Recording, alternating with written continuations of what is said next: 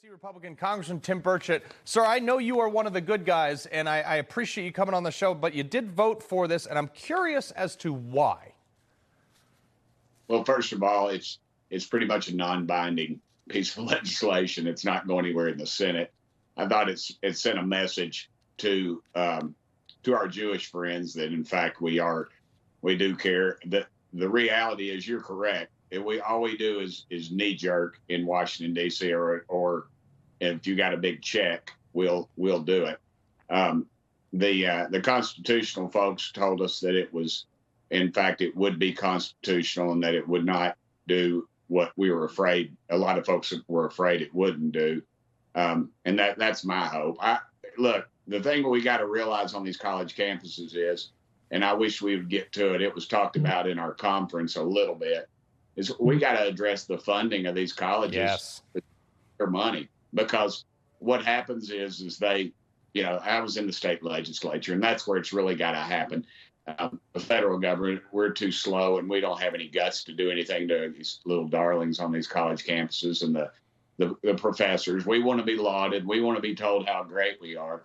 But the reality is, if you're negative towards a college campus, the big boys will call you, and they'll invite you to a ball game, or they'll invite you to a big banquet or something, and all the beautiful people will be there and telling you how great you are and what they need for the university, and then you bow down and you pay for it.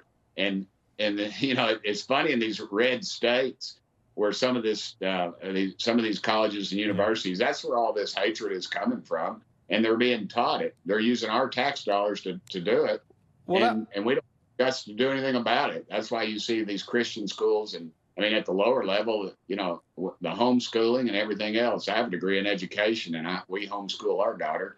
But we have pretty good schools here in Knox County, really good actually. But the reality is that too many times somebody slips in, and that's where it all starts, and that's where it all ends, and that's why you're seeing these campuses erupt right now, and that's why we're trying to do something about it. Yeah, Congressman, again, I appreciate the sentiment. You are 99.9% of the time always on the good side of the Constitution here.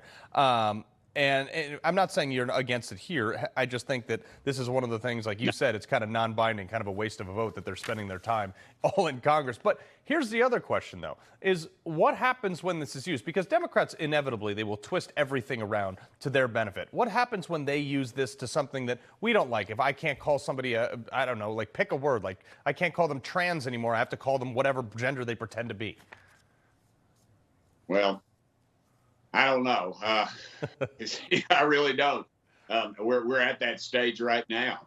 You can be brought into court in some areas for those very things. I fought that with the Southern Baptist Convention a couple of years back. I remember I was talking to the head of it, and he told me basically that bug off. Basically, I didn't know.